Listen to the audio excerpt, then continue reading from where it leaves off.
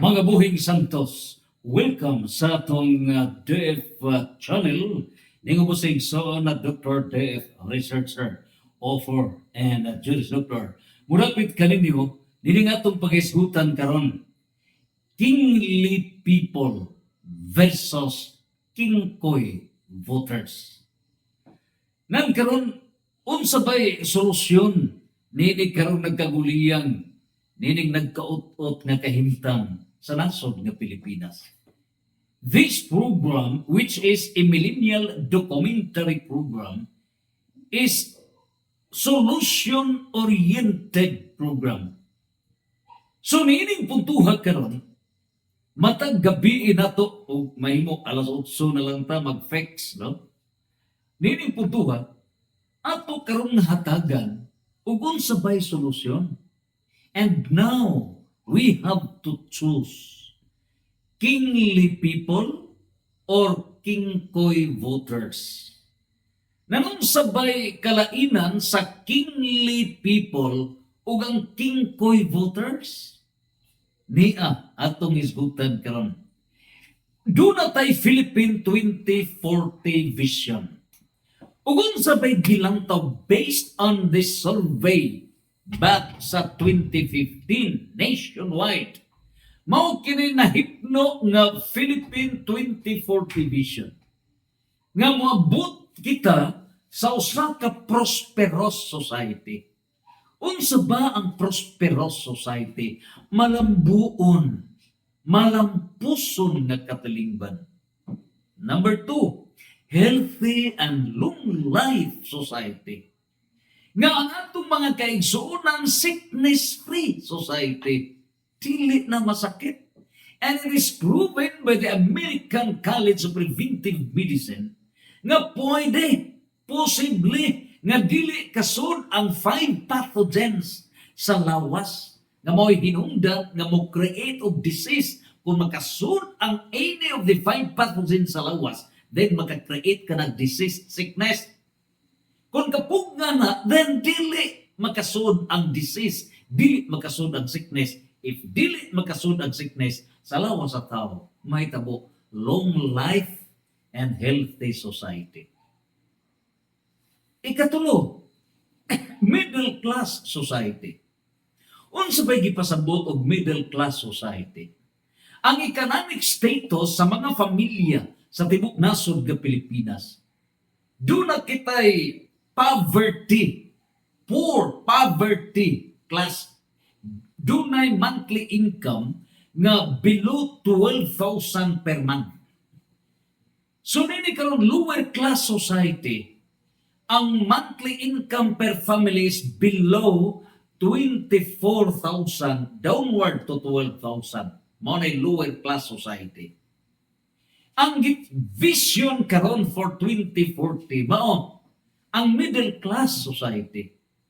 Ang middle class society, target ka na nga ang monthly income sa matag pamilya is 24,000 to 145,000 family income per month. Imagine, minimum of 24,000 per family. Mao ni ang gi-envision sa nasod nga Pilipinas.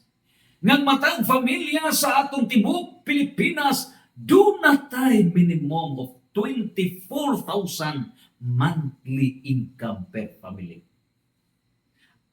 Another vision, ikaupat, mao ka ng smart and innovative society. Grabe ka asenso, grabe ka uswag ang Pilipinas. With our gikan ang atong gilauman karon nga labor force nga kinakusgan gyud, mao man ang Generation Y, the millennials.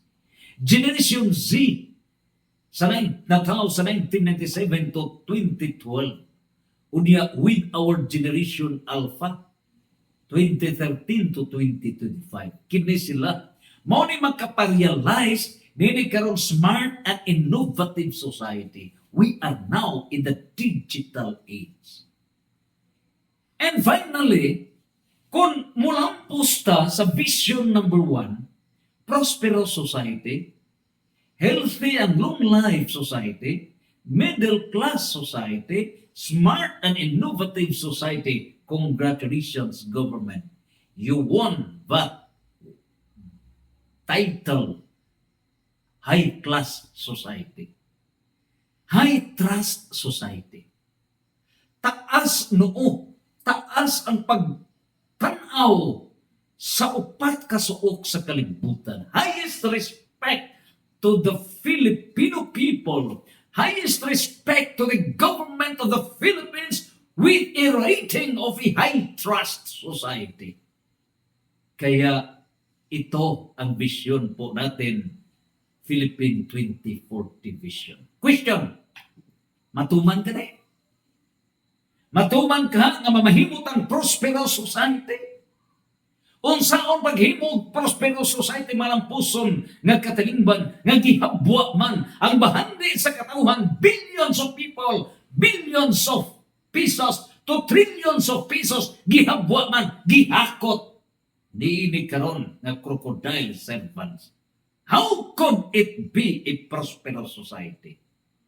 Unsaon man paghimo nining prosperous society malampuson nga katalingban ang mga kalsada nga mga lig-on pang mga kalsada gipangguba. Is it a sign of prosperous society? Unsaon man pag-realize yan ang usa ka malambon nga katalingban kung ang mga kalsada nga tuwa sa kabukiran gipasagdan, daghan ang mga mag-uuma, daghan ang ato nga magkaigsuunan, nangapiang nangabali ang mga tael, sakay sa balhabal, ang mga balhabal nalintubaw o guban pa. Prosperous society? Malambuon nga katalingban? Arita sa healthy and long life society. Matuod man nga dunay tag 20 pesos, girealize kunuhay ang giingon tag 20-20. Makaon ba ang 20 pesos? NFA, Department of Agriculture, disara man na. Sawa pa kana mapanos. Disara man kana sa lig-on paunta kana nga angay pang ipakaon apan karon ultimo manok maglisod pagkaon. Prosperous, healthy, long life society. Unsaon pagka-healthy sa atong katalingban? Unsaon pagka-healthy sa atong katalingban ang atong system nining agrikultura fertilizer-based, chemical fertilizers in violation of the Organic Act, Organic Farming Act. Unsaon man pagka-healthy ang long life society, carcinogenic foods being promoted, sold out in different stores in the Philippines. Unsay carcinogenic foods? Mga pagkaon nga magka-cancer? In minimum 100 foods nga magka-cancer? Unsaon pagka-healthy ang long life society? Niamon kita sa GMO foods, genetically modified organism foods. What our government has done in order to preserve the good health, long life society, nothing. Bagsak ta sa prosperous society, bagsak ta sa healthy and long life society, bagsak ta sa middle class society. Do you think nga muswang pa ang mga Pilipino? Do you think ang mga Filipino nga gidutan sa expanded value added tax? Matag Filipino in minimum of 24 pesos. Mao na ihatag sa matag Pilipino para buhis expanded value added tax to whatever commodity makao nato, suga, tanan, etc. Apil na sa pagbiyahe na ata services and goods na ay expanded value added tax giduot sa mga konsumidor, labi na sa mga kahos. Unya, posible ba na mahimot ang middle class society mo increase ang income? Dili. How could unsaon man pag-improve sa nasod nga Pilipinas ang ato karon mo nalumos man ang atong mga kadalanan? Gamay lang ulan mo baha na, mulunot na, kay nawa magamit tuag gitsip sikoy ang 1.2 trillion pesos for flood control. Ang ato mga kalsada, wa ma-develop, ghost projects, etc. How could we realize that middle class society, ng income sa mga Pilipino, most wag kini, nothing. Anita sa high trust and innovative society. Unsa man pag-uswan? Unsa man paghatag og better future sa ato nga mga Generation Y, the millennials. Mo na nga ang Generation Z, led by Congressman Miao, no? Kiko Barzaga, siya si Atty. Harold Respisto, uban mga Generation Z. Mo na may barok. We are now leading para sa usa ka good governance. Nga ma-realize kining 2040 vision because they are the real parties in interest. They are deeply centered. Sila umaabot ng mga dunapay mga generations taas pa kining lanat sa ilang kinabuhi. Mga sila na ni kamot. Matud pa ni Congressman Barzaga, if I will be killed, if I will be murdered for this crusade, this advocacy, at least I have offered my life to save the lives of millions of Filipinos. Imagine.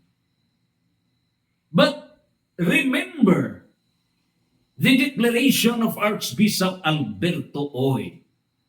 Nagingon siya, Efeso chapter 6, verse 10 to 12. Ang atong kaaway, dili tao, kundili demons of deceptions. In other words, the enemies are not those sitting in the government. No. But the enemies are the demons of deception nga niya nato naausab sa tanan in private and public sector. The demons of deception are controlling us. That is our enemy. Nanini po tuha karon, how could there be a high trust society? Taas nga pagsalig, nga hugno naman tanan. In other words, based on the assessment, prosperous society, 0. Healthy and long life society, 0. Middle class society, 0. Innovative, smart and innovative society, 0. High trust society, 0. 0 means start from the very beginning.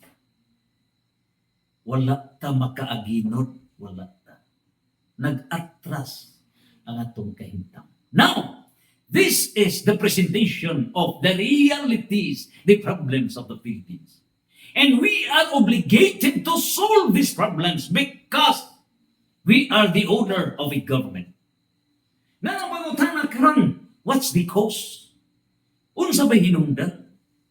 Ano po talaga ang sanhi? Ano po talaga ang cause? Ano ba ang dahilan? Bakit? Ngano nga naingon ta niini? It is because we replace the divine plan of being kingly people. The divine plan, divine will, divine laws. Bawat Filipino voter is a kingly voter. The 75 million Filipino voters are kingly people. Question po, tanong. Was it made realistic? Natuman ba kini? Ang pagka-kingly people? No! Bagsak po talaga. What replaces kingly people? Unsa ba'y may hulit niining kingly people? Gipulihan ang kingly people, nining gitawag og kingkoy voters. Kingkoy ang mipole sa kingly people. O unsa ba kining kingkoy voters? Kingkoy gani, way buot, way alamag, amaw nga botante.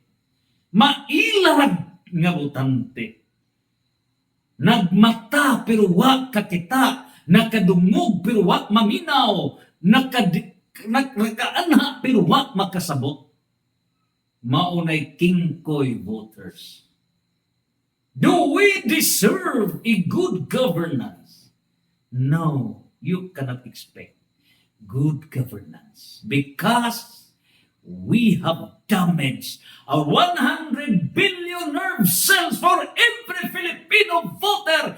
Instead of being a kingly voter, naging kingkoy voter. Yan ang totoo. Yan ang dahilan. Nang karon, let's comprehend what really is a government.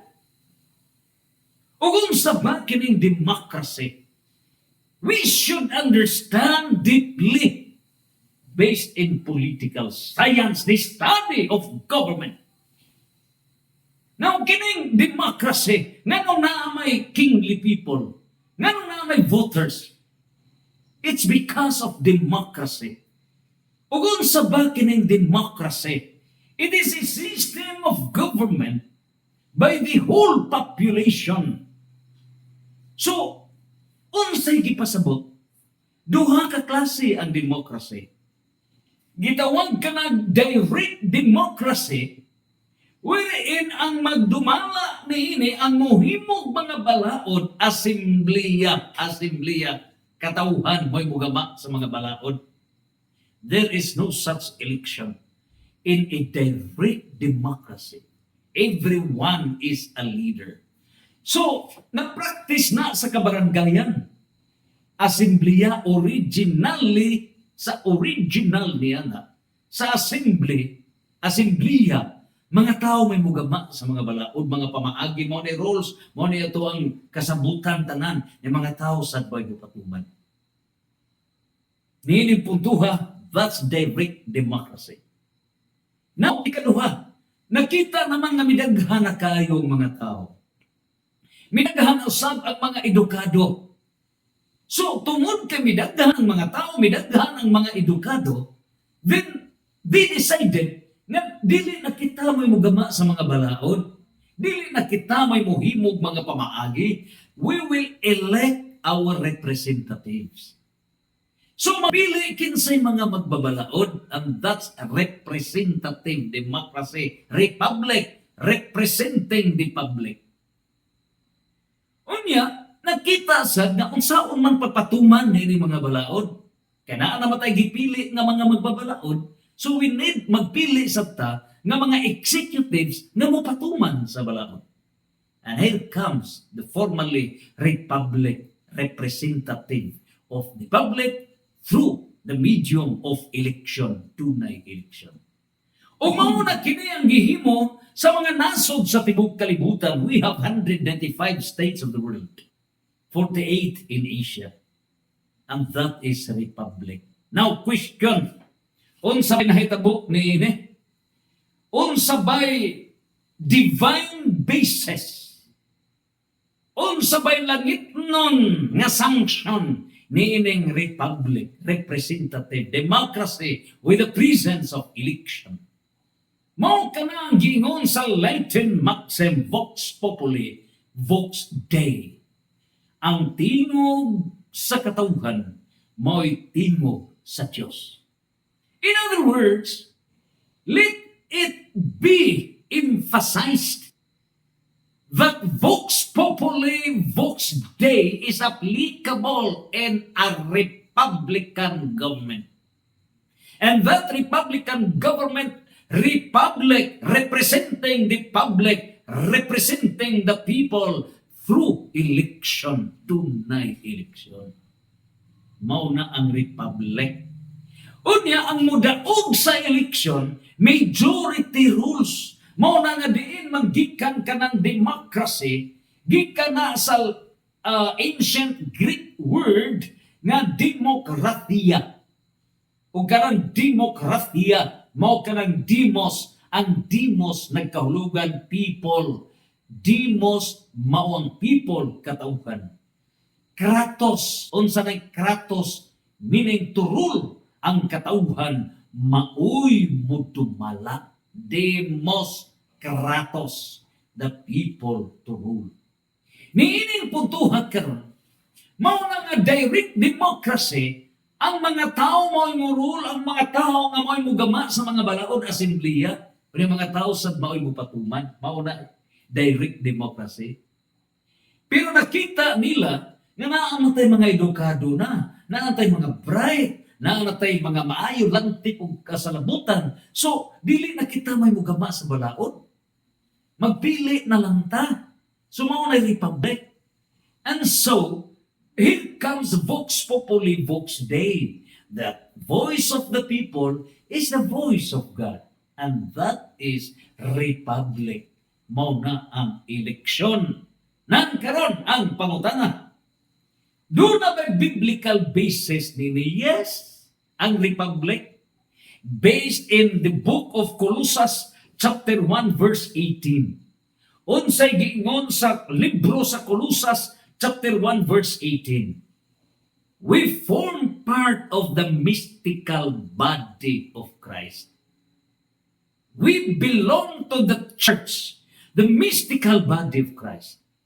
Kita naisangkot ta sa lawas ni Kristo, mystical, unsay mystical, misteryo, the body of Christ.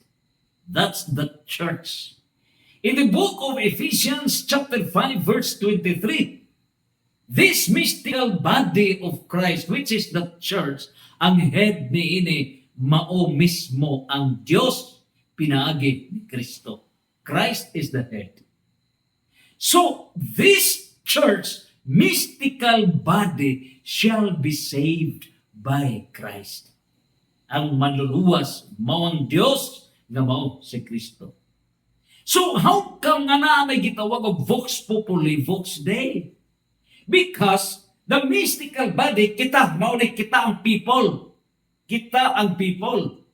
Now, during the election, ang kining parts of the mystical body mao mo pili og mga representatives kinsay presidente, vice presidente, mga senador, kongresista, governor, vice governor, board members, city, municipal mayors, vice mayors, SB members, kapitan, mga barangay kagawad. Mao ni kini mo pili representative democracy. So ang majority rules, people o demos o people, kung majority kinsa may mudaog, mao na gitawag og Vox Populi, Vox Dei. The voice of the people is the voice of God. So ang mapili niini, mao ni ang gipili sa head who is Christ. In other words, the voice of the people, ang eleksyon nga gihimo sa katauhan, mao ang tingog sa Diyos, the head, who is Christ. Question, natuman ba na? Natuman, wala. Kini karon nga ang botante dili mo botar kung dili kadawat og 500, 1,000, 2,000, 5,000, 10,000, 15,000, 20,000. Is this the voice of God? No. It is the voice of Satan, voice of the demons of opportunism, voice of the demons of materialism, voice of the demons of avarice, tingog na sa demonyo, dili tingog sa Dios. Nang karon, if a voter votes because of money, nga gibaligya ang iyang lawas o kalag na himo siyang Judas Iscariote. Pangutana, is he a kingly people? Is he a kingly voter o kingkoy voter? He is a kingkoy voter. Why buot? Why alamag? Amaw nga botante. O busa, unsa ba'y nahitabo? Why should we need a kingly people? We need a kingly people because out of this, sa ato karon sa diyang gibunyagan kita, dunay tulo ka powers ang gihatag sa Dios nato. Imagine, three powers given by God to us. Ug unsa ba kining tulog kagahom? Mao kini ang pagka-priestly people, prophetic people, kingly people. And these three powers given by God to us upon baptism can never be separated. Dili na mabuwag. Itong priestly people, prophetic people, kingly people, hindi po ito mawasak, hindi inseparable po ito. Dili na mabuwag, mahiusa ka na.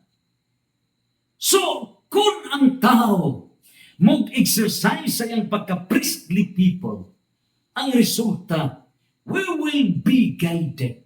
We are blessed with sanctifying graces. Grasiyang makasantos.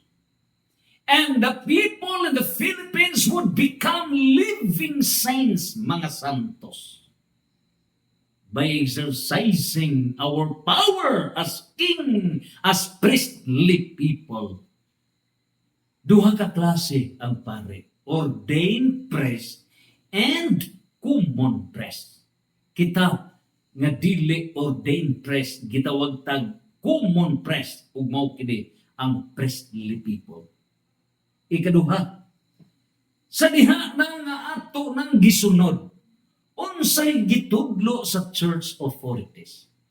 Pagingon sa kaobispuhan, pagingon sa mga kaparian nga ayaw ninyo ibaligya, ayaw bugti, ayaw mapagdawat o kwarta during the election because that is an insult against your dignity. That is an insult against your being a person. It is bribery. It is an insult against the totality of your personality. Dako ng insulto sa imong pagkatao. Did we hear ato bang gisunod? No. And therefore, kay wala ta magsunod, we have not witnessed unsa ang gisugo sa Dios. And since we did not witness, we are not prophetic people. We are not prophetic people. We did not witness what na to buhata. Nominal Christians ta. We are not real Christians. Nominal Christians. So we are not prophetic people. O tungod ni ini kay dili ta prophetic people, we have failed to harvest actual graces. Ang actual graces flowing out of being a prophetic people o kining pagka-prophetic people mao ning katawhan nga mosunod unsay divine plan, unsay divine will, and unsay divine laws ug mo'y gitudlo sa church authorities. Wa ta maminaw, wa gyud ta maminaw. Matud pa ni Archbishop Alberto Oy, matag eleksyon, Matthew chapter 6 verse 24, idolatry ang mga butante. Between God and Mammon, God and money, tuwa sa kwarta, mipili ang mga butante. Niinig puntuha karon 1 Timoteo 6:10, ang pagkahigmaon sa salapi, mahinungdan sa pagkadautan. Ug tungod ni ini, nawala ang atong pagka-kingly people. Nawala. Ug unsa ba ang mipuli is king koy voter. King koy voter. Ug unsa man di ay kung kingly people pata. Kung kita kingly people, na nato ang sovereign graces. Grabe ang sovereign graces. Gracia. A consolidation of sanctifying grace, actual grace, and this sovereign grace. O na kini ang Revelation chapter 2, verse 26 to 27, ng gahum sa Diyos, ihatag ka na, o kining gahuma, mao kini ang magkatahimo sa mga sinso, sa pag-uswag sa katawan. That is Revelation chapter 2, verse 26 to 27. The kingly people begets sovereign graces. Matthew chapter 21 verse 21, kung doon na kamoy magpagtuo sa malamang niya ng mustasa, you can command the mountains transfer to the ocean. Magkahibok ka mo pagsugo, ikaw bukid, lukso, ngadto sa kadagatan. That emphasizes how powerful is the government. How powerful are the people? How unsad yung ka mabungahon ang gobyerno? The government would be the best at the best at the best, the perfect government on earth. That is kingly people, sovereign graces. O nga ka na sa Sirach chapter 10 verse 4. When the people have to exercise as kingly people, ang resulta niya na Sirach chapter 10 verse 4, makapili ta og mga tao nga mga buhing santos nga gireserve sa Dios pagdumala sa usa ka balaan nga kagamanan sa kalibutan. Sirach chapter 10 verse 4. O nausad ka na sa Matthew chapter 6 verse 33, seek first the kingdom of God and everything shall be added unto you. Pangita ang gingarian sa Dios ug ang tanan ihatag diha kaninyo. In other words, when we follow the divine plan, divine will, divine laws, na mahimutang kingly people, the Philippines will become the richest country, not only in this planet Earth, but multi-universe. Kumplito ta sa mga resources ni nasod nga Pilipinas, only mismanage the crisis of leadership in our country. Ganong crisis man ta sa leadership. Because it starts from the kingkoy voters, kingkoy ta. Wa tay buot balulog tanjamo. Balulog tanjamo. Wa tay buot mga amaw ta. Mga butsokoy ta, kingkoy nga mga voters. O tungod kay nagkingkoy man ta, wa man gamitan nato ang hustong paminsan. Kay natintal ta sa salapi. Matod pa ni Reverend Father Darwin Gitgano, quoting the writings of the Saint Augustine, natintal ta sa temptations. O unsa ba kining temptation sa kwarta? Tulo ka na ka phases of temptation. Number 1, suggestion. So doon na mga leaders, pare, di ay kinintos pre. O ihatag na ko ni mo ni. So that is suggestion. O niya, pleasure. Ika, di ay kinintos. Makapalit ako ni duha kagalon nga tuba. Makainom ko, pleasure. So second element of temptation, pleasure. Una, suggestion, titalon ka. Ikaduha, pleasure. So, lami aman bunaan pa na to, pare. Himuon na itong 5,000. Ay, sus, pagkalindot. Ano pa, himuon pang 15,000. Yes, kalindot. Makakuha na kong habal-habal motor. Ako na ipatinga. Pleasure. O kining ikatulong phase of temptation, mo nang gitawag og consent. Nga imo gyud nga gidawat, gikalawat gyud nimo ang satanic demonic temptation. Gidawat nimo. Yang inan ka, butuhin ning dato ha, bisag wa nay buot, bisag di na kamao sa iyang posisyon, nga iyang gilansaran, butuhin na kay dato na. Na ikaw sa nahimo kang amaw, kay bao ka nga di ni kamao sa iyang posisyon nga iyang gilansaran, di na kahimo, pero karon tungod lang sa kwarta, mibuto ka. Okay lang. Kung mibuto ka niya, kwartahan pa, kamao pa, no problem yan. Pero dili siya kamao, tungod sa kwarta, imong gibutuhan, amaw kang damo, maunay gitawag, kingkoy voter, kingkoy ka. Ug mao ni nahitabo sa nasod nga Pilipinas, kingkoy voters ta. Ug busa, instead nga ma-realize kini karon nga Revelation chapter 2 verse 26 to 27, a very powerful government, very powerful servants in the government, supposedly. Instead nga kining kalibutan mahimong government of God. Revelation chapter 11 verse 15. Nahimo ning gobyerno sa mga kingkoy. Dauban kini that will come to an end. 1 Corinthians chapter 15 verse 24 to 25. Revelation chapter 18 verse 1 to 24. Mapapas kini. Mapapas. Because kingkoy voters ta. Mao na ang nahitabo. Nagkaroon. Kung kingkoy tani ini, nasa tay kingkoy nga mga empleyado? Unsa ba kining mga kingkoy nga mga empleyado? Allergy nga diha sa social media, gamiton para asa man ang social media. For what purpose is the media? Attention, government employees! What is the role of media?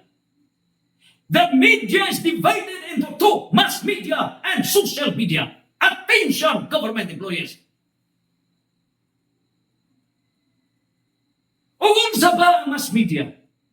Ang mass media, broadcast media, print media, o ang television media, mass media. O kining social media, mao na kining medium. We have the Wi-Fi connections, internet, FB, tanang Telegram, etc. Social media. Para asa ba kining mass media? Para asa ba kining social media? Gamit ba ang social media? Yes! Dako ka ng gamit. And the first rule of media is to inform the people. Inform the people in order to achieve development. Inform the people to achieve development. Na mga kingkoy nga empleyado, wa kasabot unsay role sa media. Butsokoy mo na ko, kingkoy!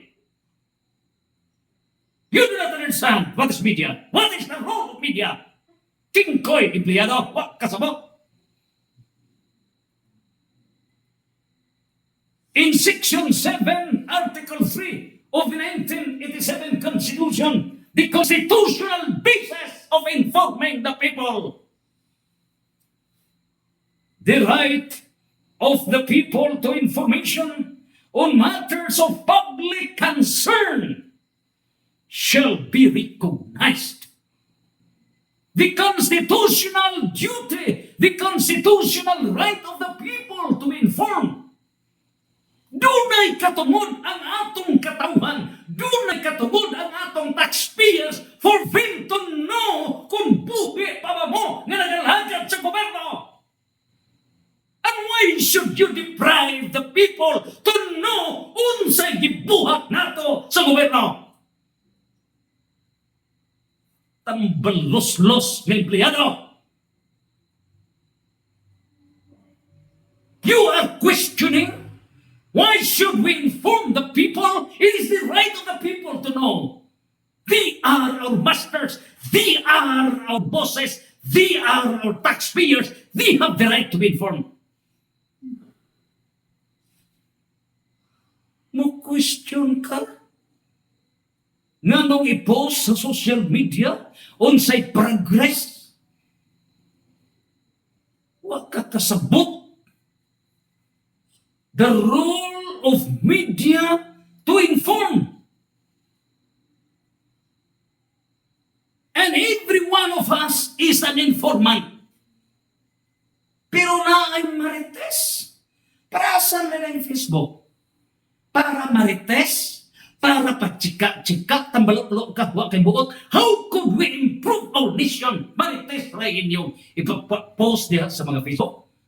Pagkaway buot ni mo, wa di buot. The role of media, inform the people. Social media, mass media. And in matters of public information, it's the right of the people to be informed. Mao na Section 7, Article 3, 1987 Constitution. Number 2, role of media. To correct what is wrong. Na mass media, broadcast media, I was working at Bombo Radio Philippines. As Palace of Justice reporter, as Palace of Faith reporter, as anchorman of Bombo Radio Philippines. DYMF Cebu City. Sayod mo, pagkadaghang mga heinous crimes nga nangatulog sa Palace of Justice. And I was assigned, akong giduol ang mga fiskal, akong gipangutana, unsay status ni ini. Ang bang mga fiskal nga dili gusto nga masakspan kung sa deha birada sa Bombo Radio. Miapot yun na hindi functional ang tanan.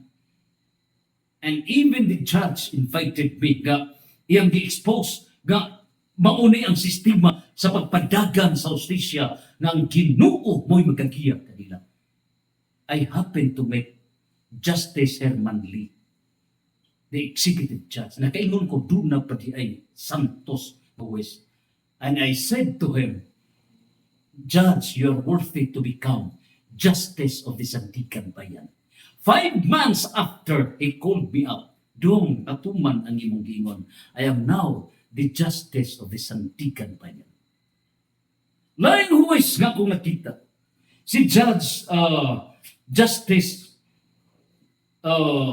Arisgado. No. Abarintos. Unsay nahitabo? Namatay naman si Justice Herman Lee. So siya mo'y nagpuli. Ako siyang giingnan. You are a very humble judge. How I wish you will become a justice of the Court of Appeals. Ang Ginoo sa langit naminaw. And so, sa Cebu, na Court of Appeals. And of course, niliputuha karon, he was appointed as Justice of the Court of Appeals. Do you sa nahug sa nagdan pagkita? No, dira. Diya si balingit atong giwanan. That happened. So, kini karon nga role of social media, role of mass media to correct what is wrong.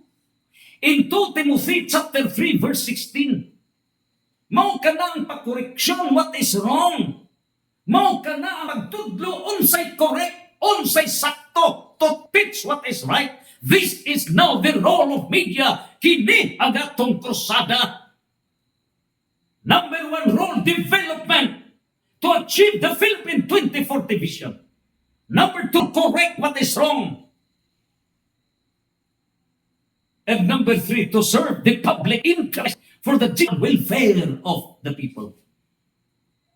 Based on Section 16 RA 7160, Local Government Code 1991. Mao ka na ang general welfare. And based on the Constitution of the Philippines. Now, Section 5, Article 2 of the 1987 Constitution. Mao ka na promotion of general welfare. The role of media is very important. Unya ikaw, empleyado, mawa kasabot, maingon ka by what authority you inform the people? Kulungo ka nako, kulungo ka, wa kay buot. Pahawa diha, pagkauwaw ka sa kagamanan, wa ka kasabot sa imong katungdanan.